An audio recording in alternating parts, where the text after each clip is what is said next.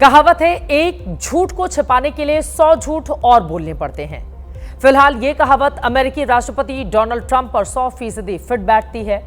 भारत पाकिस्तान में युद्ध विराम हुए 21 दिन बीत चुके हैं, लेकिन ट्रंप सीज फायर का ताज 10वीं बार अपने सिर पर सजा चुके हैं।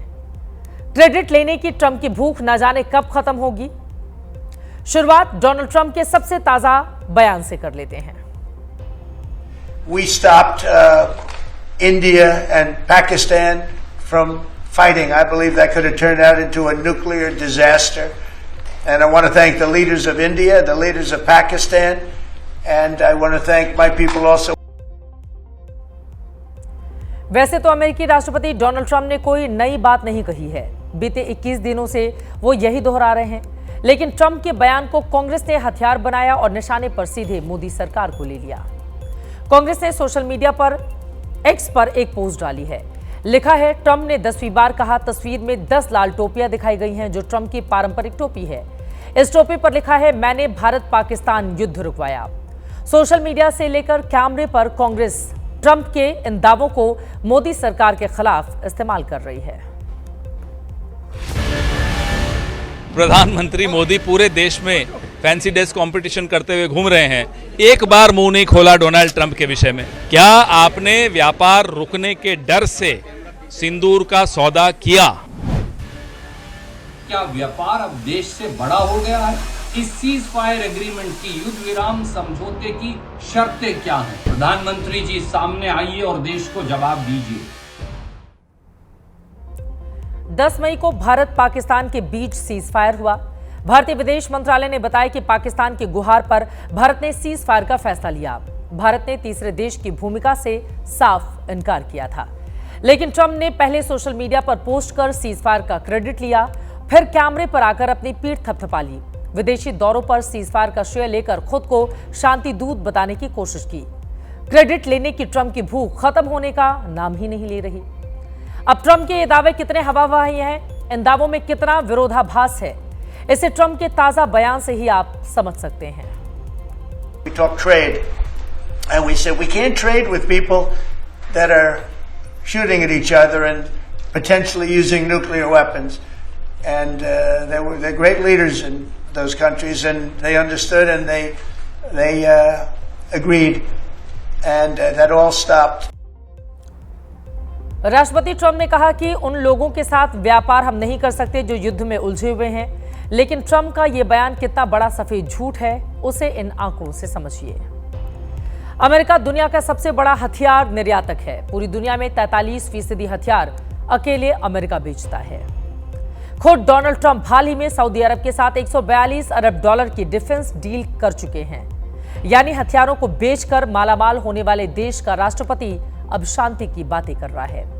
वैसे ट्रंप राष्ट्रपति बनने से पहले ही रूस, यूक्रेन और इजराइल युद्ध को रोकने की बात कर चुके हैं, लेकिन कर कुछ नहीं पाए। वॉशिंगटन पोस्ट ने एक रिपोर्ट प्रकाशित की थी, जिसमें बताया गया था कि ट्रंप ने अपने पहले कार्यकाल में 30,000 से ज्यादा झूठ बोले थे।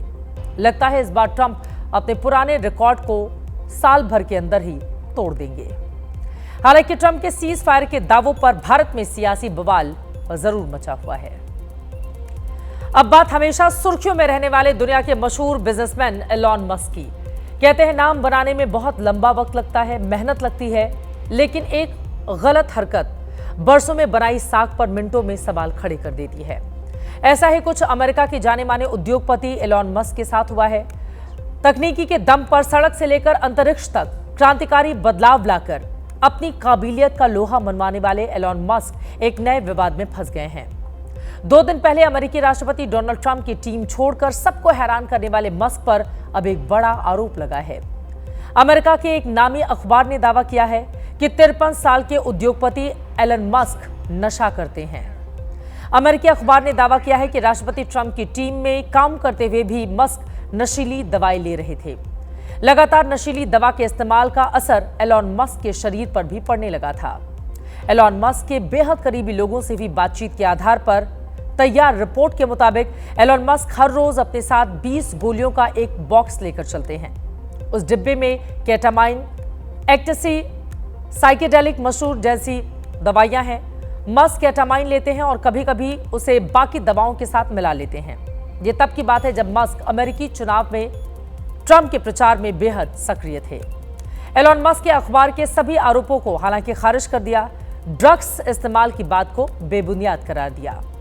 एक अमेरिकी पत्रकार ने जब एलन मस्क से नशीली दवा लेने के दावों पर सवाल किया तो उन्होंने क्या जवाब दिया, सुनिए। I think the judge just ruled against New York Times for their lies about the Russiagate hoax, and that they might have to give back that Pulitzer Prize.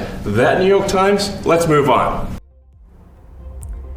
लेकिन अब मैं आपको कुछ ऐसी तस्वीरें दिखाऊंगी जो न्यूयॉर्क टाइम्स के एलन मस्क के नशे के आदी होने वाले दावों को मजबूत करती हैं। ये तस्वीर उस वक्त की है जब ट्रंप प्रशासन से बाहर आने के बाद एलन मस्क राष्ट्रपति डोनाल्ड ट्रंप से मिलने के लिए ओवल हाउस पहुंचे थे। राष्ट्रपति ट्रंप अपनी कुर्सी पर विराजमान थे और मस्क उनके बगल में खड़े थे। इस दौरान एलन मस्क की दाईं आंख के किनारे चोट साफ साफ नजर आ रहा है। ड्रग्स लेने के आरोपों के बाद पत्रकारों ने एलन मस्क से उनकी आंख पर लगी इस चोट के बारे में पूछा तो मस्क ने झूठ बोलते हुए जो दावा किया जा रहा है कि उन्होंने झूठ बोला कि उनके 5 साल के बेटे एक्स ने उनके चेहरे पर मुक्का मार दिया। और इतना ही नहीं, एलन मस्क डोनाल्ड ट्रंप के बगल में खड़े होकर अजीब हरकतें भी कर रहे थे। चेहरे की हरकत और हाव भाव से मस्क की बेचैनी साफ साफ नजर आ रही थी। एलन मस्क भले ही नशे के इस्तेमाल वाले आरोपों को ज्यादा तवज्जो नहीं देने की कोशिश में है, लेकिन अखबार की रिपोर्ट में मस्क की नशे की आदतों को लेकर दावा किया गया है कि मस्क की अंतरिक्ष कंपनी स्पेस एक्स में नशे को लेकर बेहद सख्त नियम होने के बावजूद उन्हें पहले से ही खबर मिल जाती थी कि स्पेस एक्स में कब औचक ड्रग टेस्टिंग होने वाली है। ये बात सामने आने के बाद सरकारी ड्रग टेस्ट की निष्पक्षता पर भी सवाल उठ रहे हैं, लेकिन ट्रंप प्रशासन की ओर से इस बारे में कोई जानकारी नहीं दी गई है कि ड्रग टेस्टिंग के दौरान मस्क का भी टेस्ट हुआ था या फिर नहीं हुआ था।